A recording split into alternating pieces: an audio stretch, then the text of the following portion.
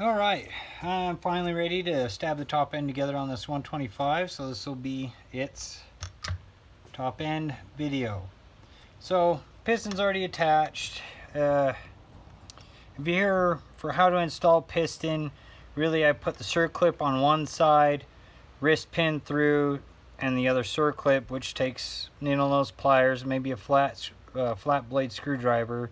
With a 2-stroke, you can slap your piston ring on after and not have to worry about it. With a 4-stroke, you have your oil seal rings and your oil seal itself, which will be a bigger pain in the ass, along with the other 2 piston rings, or 1, depending on what style of piston you went with. Anyways, this is this 125's build. So we're on to this point. I already have the base gasket set down. You will want to make sure your sealing surfaces on both your cylinder and your base gasket sealing surface on the case half side are sealed. And I'm just adding a little bit of 2-stroke oil to this. And I've already added 2-stroke oil down these portholes to lube the crank bearings on this bike. So don't forget to do that. It kind of helps with initial startup and stuff like that. You will smoke more, but at least you make sure the piston and crank are going to be good when you install them. So I got this all done. There is a little pin that keeps the piston ring in place so it doesn't get caught up on the transfer ports or exhaust port, whatever. It just helps keep the piston ring in place. 4-strokes don't really have that. So got our cylinder on. We're getting ready to stab our cylinder. Make sure we close the piston ring around the grooves, and I'm going to set it up to where this forked side slides down over for me. Just squeeze the piston rings. You might have to rock back and forth or side to side, whatever helps with install. Don't push hard past the piston rings, because that could be bad. So now we're going to be at this guy along with this little seal here that he's got, which is pretty much set.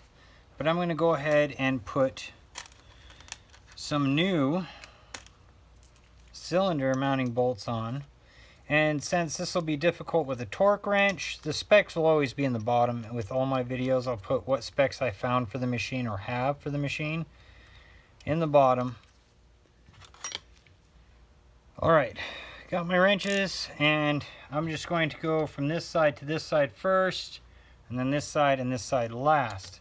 So, like I said, I'll put the torque spec in, but I'm just going based off of feel. I'm pretty much just snugging up these cylinder nuts. I'm not putting any oomph on them yet, because the stereo wire keeps hanging up on me.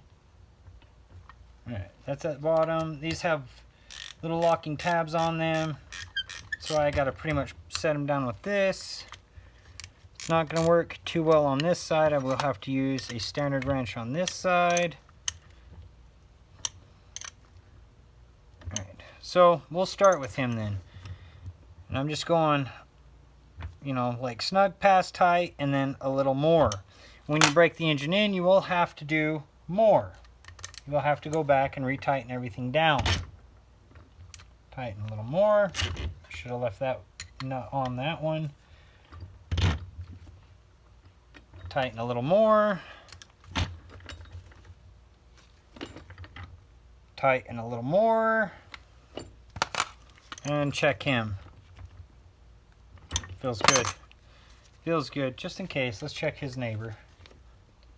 Yeah, that's good. That's good. As for this guy, your exhaust valve, you have a little indentation here.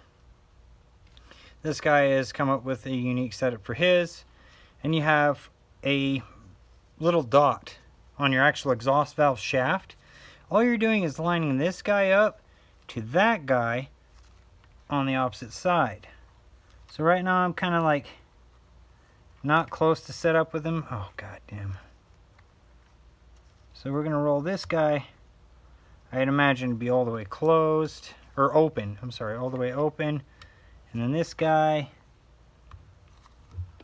and it's not quite going together. Oh, there we go, got it. And see, that dot is lined up with that little indentation right in there. Just make sure those guys are lined up and you should be golden, my buddy. Make sure this guy seals, which he is not wanting to do right now. There we go. Might take some finagling when I put the cover on.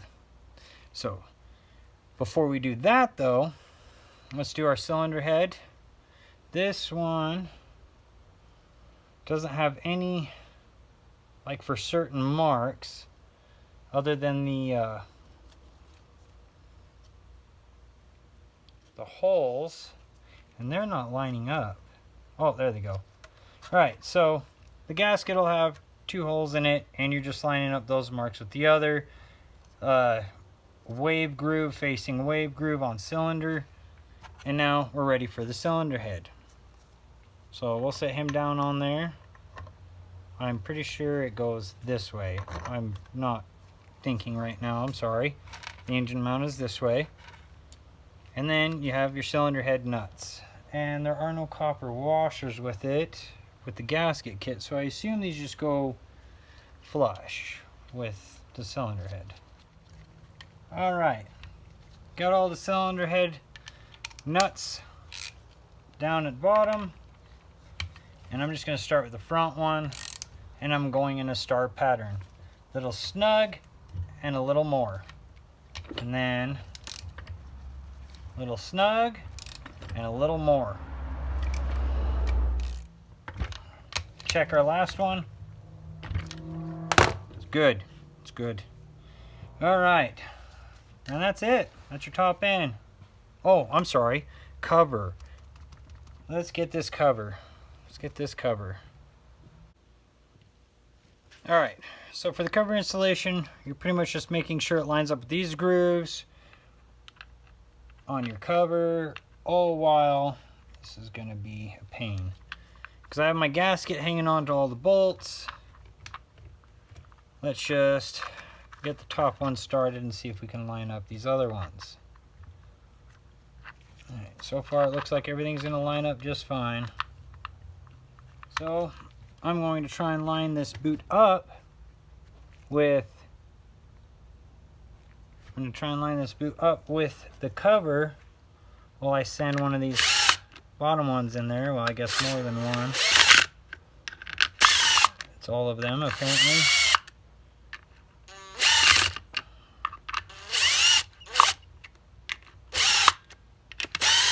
There we go.